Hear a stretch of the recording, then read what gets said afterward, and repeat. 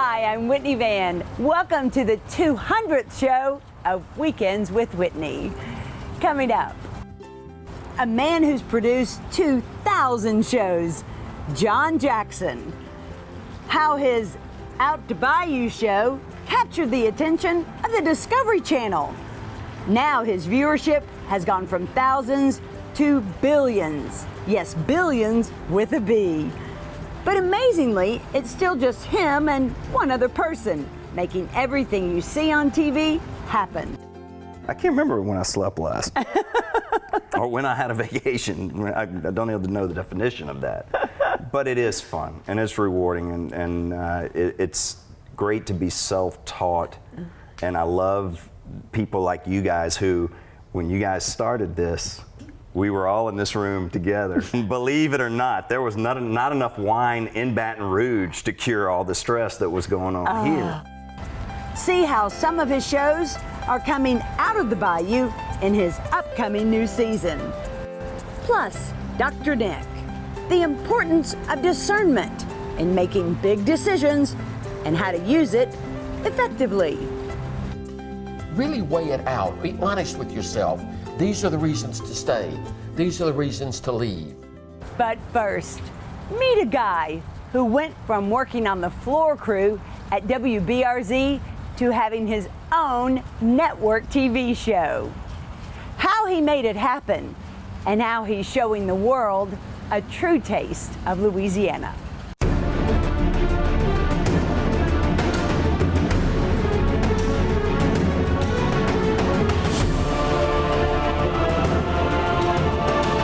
And look at that big old thing right there. You just think of that. Yummy! I will tell you this, I have a firm grip on his job. I've been feeling like my whole life I've been going in circles. Not anymore. John Jackson's career is flying high. His TV show, Out to Buy You, now seen around the world. It's finding your own niche and your own vision, and then trusting that that vision will get someone's attention. It didn't happen overnight. It took decades. It is 20 years of failures. John's road to success started surprisingly by dropping out of college after getting his start in TV, working teleprompter on WBRZ's morning show, Tune In. Tune In's the best show on TV.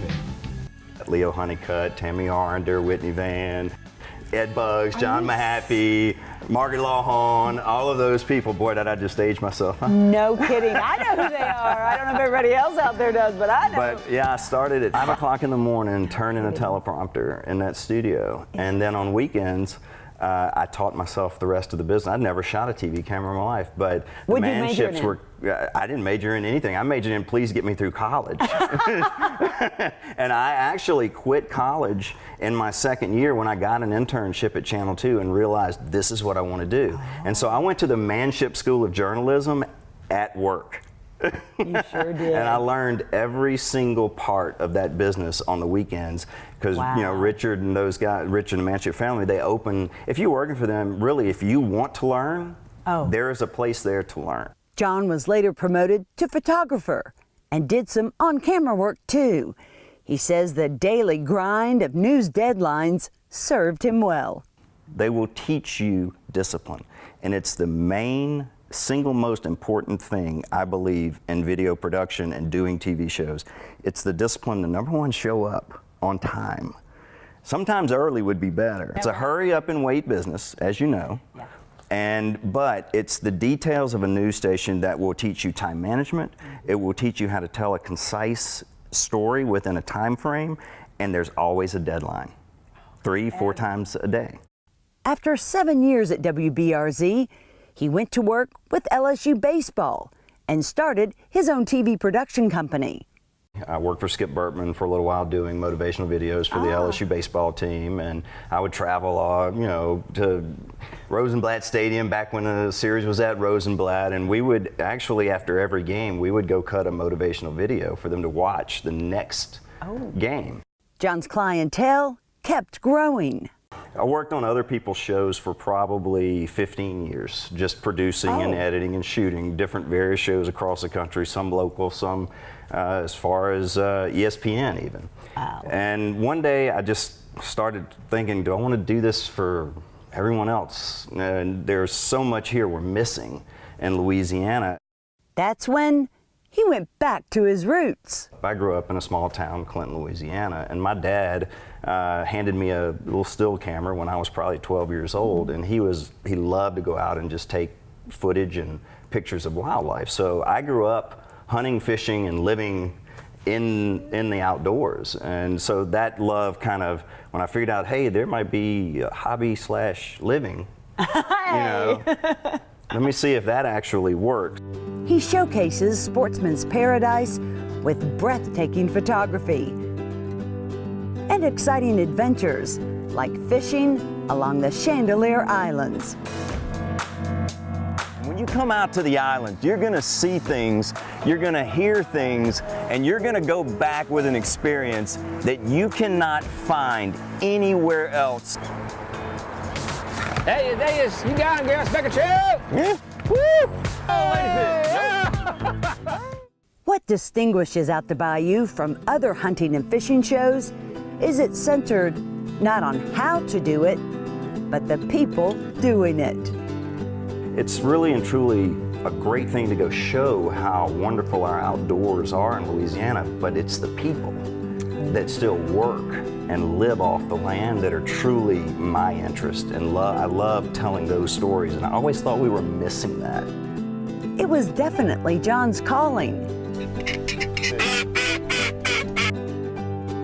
We have something here that no other state has, and it derives from our great outdoor world, but it's still that the people, and the people that have generation after generation still done what their grandfathers, great-grandfathers taught them.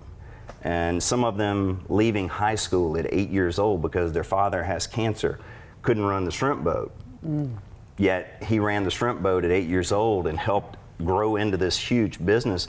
He doesn't have a high school education, but he has 4 shrimp boats and he's a millionaire right now because he just worked and learned as he went. Those are the things that I think we're losing in our generation of video games and our generation of we're not going outside anymore. You know, those guys didn't have a choice, and they made the best of what was given, but they are part of why Louisiana is Louisiana. I love finding those stories. Like this family that farms nearly 100,000 alligators a year. Gator farmers, like the Walls out of Springfield, Louisiana. Chris and Missy each year raise a very large extended family with numbers reaching into the tens of thousands. This is not easy work, inexpensive, nor is it safe. Whoa! And I will tell you this, that is one mad mama right there. She is ticked. John never tried to get his show on a national network. I never knew really how. There's no book that says, hey, if you want your show on national TV, you should do this, this, this. It's always about discovery and being discovered. Beautiful, beautiful July morning. It don't get no better than this. But it would. The Discovery Channel came calling. Hilariously, John hung up. They emailed me, I didn't return the email. They called me and I said, oh, funny joke, whatever, hung the phone up. And then finally, they're like, no, actually, we're serious. You know, we really are from Discovery Channel. We really would like to talk to you. He turned down Discovery's first 2 offers. They wanted to own his show. John wanted a partnership. A month later, they called us back, and on the 3rd time, they said, look, we're willing to partner with you. We'll take a risk this time. We've never let an independent come on and do this, but we've talked to you enough to know you now, and we'll take that risk. So You were the first. We were the first. John's first season was a huge success. God, that was fun. He never imagined his show could be watched by billions worldwide.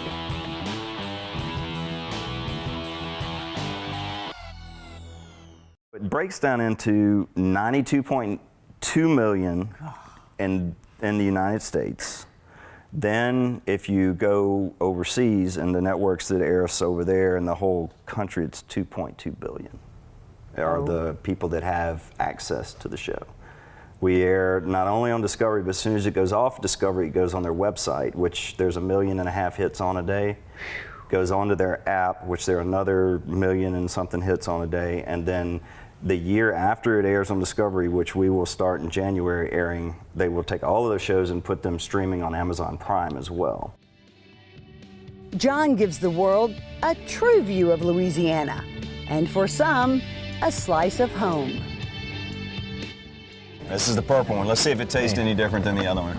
It's been an amazing thing to, when you open up an email in the morning and someone from New York is going, I used to live in Louisiana, I moved up here, I'm an MD up here now. This is, I just happened to find your show on Discovery Channel when I was waking up the other morning. I've been recording it ever since. Thanks for bringing a piece of my home to me. I show my colleagues, this is how we live. This is the true reality of how we live. And we don't all own alligators like you see on TV and walking them in our backyard. This is real people here. And I think that's a compliment too. We do real stories. We don't, you know, we don't do recreates, we don't do drama, we don't do made up stuff. Everything that you see on the show actually happens as we're out there. Like the time something fishy knocked him right off his feet. Good thing they were rolling. In further review, slowing down the footage, well, let's just say...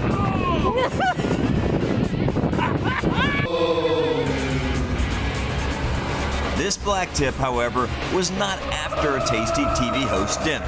He simply missed the trout I had on the line, quickly circled back, and went right in between my legs. Both of his side fins catching my legs, and boom, I rode the bull for 2 seconds. He's in front of the camera now more than ever. Before the Discovery Channel, he did the majority of the filming. Now, he gets to concentrate mostly on the writing and editing, instead of everything. I get to fish, whereas I used to not. I get to be, you know, in the duck blind actually hunting, or I get to grab rattlesnakes, you know, where I used to, I was just videoed, and I was like, oh, I want to do that so bad. Well, now I get to do that, so I kind of forget about the production part of it, and thank God I've got qualified people behind me that, you know, catch my slack on that, because every now and then I'll get that tap on the shoulder, hey, look, when you catch a fish, can you turn toward the camera? And I'm like, how many times have I said that to somebody? And here I am doing the same thing, excited as a second grader, catching a fish, and forget, oh wait, we are shooting a TV show. I actually need to show people. However, it's still a team of two. John and his videographer, Robin. I was actually shocked by that. I thought that he'd have a production crew entourage. Never worked harder in my life, but... It's supposed to get easier. It is, and if you look on shows on national TV, at the end of those shows, there's 30 or 40 people on the credits. And I feel bad because I put John Jackson, editor, John Jackson, producer, John Jackson, host, John Jackson wrote this, Robin Vucinovich, operations, Robin Vucinovich, sales, and it's like 2 of us, but we have 17 different titles. And actually the first show I did that on Discovery called me back and said, hey, look, on your credits, there's a lot of redundancies on your people. Did your computer mess up? And I'm like, no. My brain messed up. My brain messed up a long time ago, and it just... I do it all. Yeah, I don't ask, I just do, and it's just how it turns out. Maybe he'll get a big fancy production crew one day, because it's an insane amount of work for 2 people. I can't remember when I slept last. Or when I had a vacation. I don't even know the definition of that. But it is fun, and it's rewarding, and it's great to be self-taught. And I love people like you guys who, when you guys started this, we were all in this room together. That's right. John was instrumental in getting Weekends with Whitney off the ground. Also just a 2-person team, Kim and I had dozens of problems and endless questions. John came to our rescue. And answered my 20 millionth question. Right. You know, it was crazy. But it's all for a reason. It is all for. And you guys do what I do. You help as many people as you can get their wishes and try to, you know, hey, look, here are my failures, don't do this. But now you know, and the only way you really truly learn in this business is to fail. That's true. And that's a hard lesson because most people will just fail and they'll move on and say, I'm done with this. I almost did. Our 6th show was such a technical nightmare, I didn't know if there'd be a 7th. But look at where you are now. Oh. You just keep pushing through and you find a way and you find a path. And that is the magic of what we do. It's painstakingly brutal. Yeah. But the reward at the end of it is that you're sitting on the couch with a smile on your face. Kim's sitting there. I can't believe she's still smiling, but she is. Because I drink her But crazy. she is. And so that's the reward, is now, what, 3 years later, we're sitting on the same place that we started your first show, except I was working on your cameras trying to get them to work. Success like John's couldn't happen to a nicer guy. Do you pinch yourself? I do, mostly out of stay awake, but, and then community coffee. I think they don't make enough community coffee that my body can absorb in one day. It's as big of a frustration ball as it is a proud ball. And it's hard to admit the proud moments, and it's easy to dwell in the frustration. So that's the whole battle within that right side, right side brain issues. Yeah. You're always wanting to be better when people already think you're good enough. This is why you're here. But I could take every show I've ever done and put it in an editor again and re-edit every one of them better than it is now. You're right. Me too. Because you always, in your mind, oh, I wish we could have done that. Oh, I see that now and I didn't see that then. Yeah. And so, it's as long as you're continual thinking like growth. that, though, you're evolving. Yeah. John works nearly 70 hours a week, but there's not another job he'd rather have. What we do is fun. It's a lot of work involved in it. Yeah, but it's fun work. But it's fun work. My office changes daily. And I couldn't sit in a little cubicle all day. There's no way. Yeah. I get to be out in the 150-degree humidity and sweating off, pounds and meeting different people and catching fish I've never seen. And at the same time, I also spend about 70 hours a week in a little room punching a computer. Wow. So it's the dream, right? John's ready for his 2nd season on the Discovery Channel. He recently inked a deal that includes a few episodes truly out to buy you. Oh yeah, now we talking. We're gonna go do some things that this country boy's never gotten to do, like fly fish on a spring river up in the Blue Ridge Mountains, or go salmon fishing in Canada, or hey, Bahamas, I hear you calling, please. I'm right over here. I've never been to the Bahamas. I would love to be my first trip, would be bone fishing somewhere in the Bahamas. Oh my goodness. But yeah. those are some of the things that we would like to bring a Louisiana flair to things that other people are doing in other parts of the world. So those are some of the things that we'll start expanding out the bayou and truly getting out the bayou sometimes. Yeah. But our base will always be Louisiana. And at the heart of it all, Louisianians who give it its flavor. Love it! Yeah, boy. Look at that monster. Holy crap! That's a pig. That's what I'm talking about. Finding real people and giving them a little spotlight, it makes people happy. It does. And if you can make someone else happy for 15 minutes on TV and they call you for the rest of their life and you're friends for the rest of your life, well then, hey, you've touched somebody. And that's what the business does. That's what I love about it. Look at that big old girl there.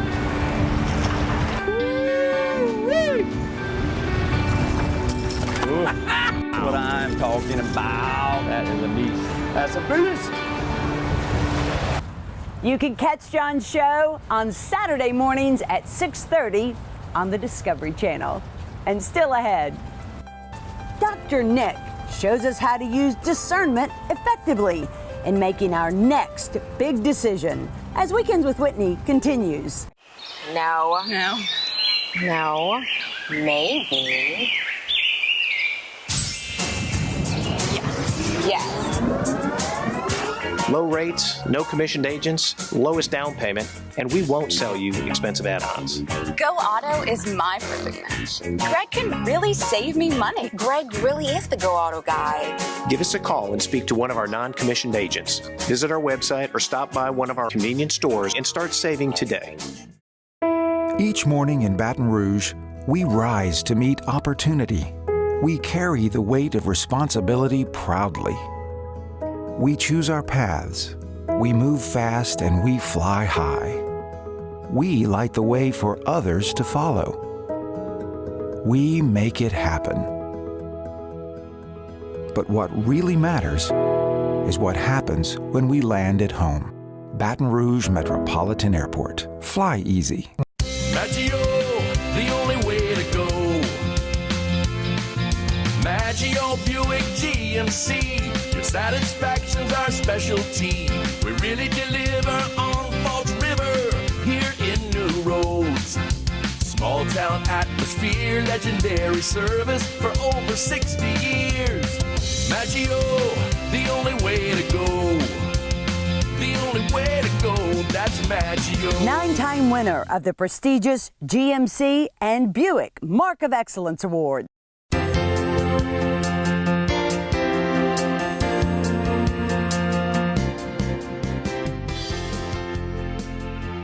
There are many things that motivate us toward change, like let's say a new job.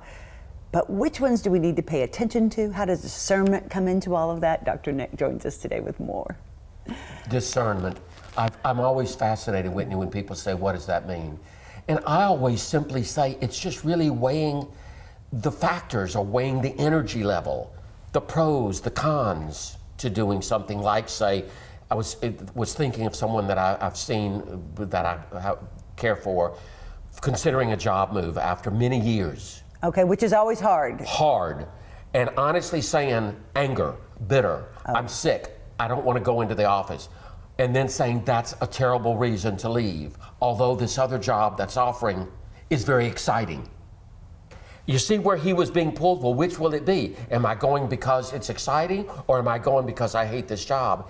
And I just remember thinking, why can't you live with both? Well, okay. Why does it have to be, oh, don't leave just because you don't like it?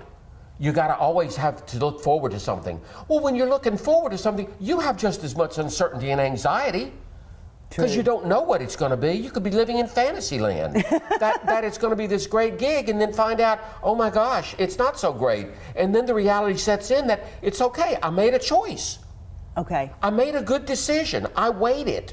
And it doesn't mean you can't make another decision. Absolutely. Maybe that's the path. Absolutely. But remember, you said that, meaning you're still moving forward. You're not saying, I want to try to go back. You've made a decision, but you've waited. And what you've done is, and this is what this person said to me that I thought was so interesting for your audience, was I realized that as we talked, there are many motives to a decision. And that sounds There's simple not to me, one but pure that's just going to pop up and say, this is why I want to do it. There are many motives. There's no purity. So you made him write them all down? Yes, I did. And what was really interesting is when this person said, I'm just so angry and I'm just so bitter. And he looked at me like, help me. And all I could say was, so you're angry and you're bitter. It's not the end of the world. I'm sure you're going to not chew on that for life. I don't think that's going to be your diet. Just chew on it for a few minutes, and then when you leave here, say to yourself, okay, I'm angry and I'm bitter, but I'm also excited, and there's a whole new life waiting for me. And I'm not going to go back and try to rearrange what I think was hurtful. Right. I'm going to pick it up and move. And I'm not going to be resentful. I might have some emotion that's resentful, but it's like I'm bigger than that. Mm-hmm. Yes. Well, I think a lot of times when pros and cons, money tends to be at the top of a lot of people's lists, and it really shouldn't. No, it shouldn't, but again, it's a factor. It's a factor. I think somebody ought to be assertive enough to say, this is what I'm making, and I'm making it because I'm good. So let's see what we can negotiate. And I might be willing to go a little bit under, but I'm not going to go much under. Right. Because I think I'm worth it. And so you're playing a game. But again, and the other thing about those kind of decisions, you can, any big decision like that, you can kind of negotiate it. You're thinking it through. This one situation I was saying, well, you know, do you think maybe you want to wait a week or 2 or 3 weeks, really kind of let it sit in? And it was a week, less than a week, really, that this person had made the decision.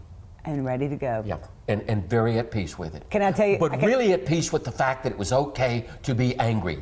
And that it wasn't necessarily a judgment on that job. He was just angry because he didn't get what he wanted. At the old job. Or he thought he deserved. Of course. When someone else gets a promotion over you and you think it should have been yours, that's hard to deal with. Right. But it's also, it's also deal with it. It happens. It also is that push that may move you to something much better. Exactly. It may be the godsend that says it's time. It's time, regardless of how long you put in it. Remember, all those years you put in it are going with you. Yeah, that's a really good point, because we think we leave them behind, and we don't. We do. Great, thanks. So anyone making a big decision, lots of motivations, remember those. And it's okay that they're all not lovely. And take the time to weigh it out. Really weigh it out. Be honest with yourself. These are the reasons to stay. These are the reasons to leave.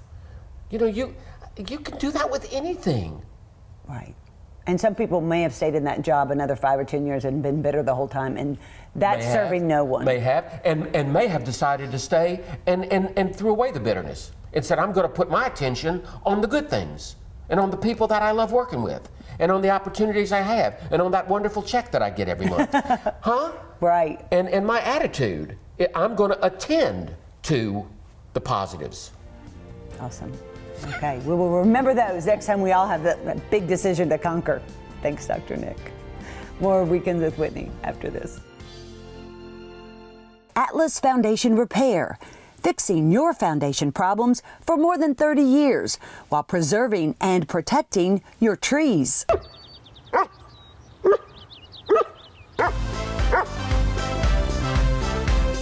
Thanks for sharing your time with us here on Weekends with Whitney. We hope to see you back here again next week. But until then, we leave you with this.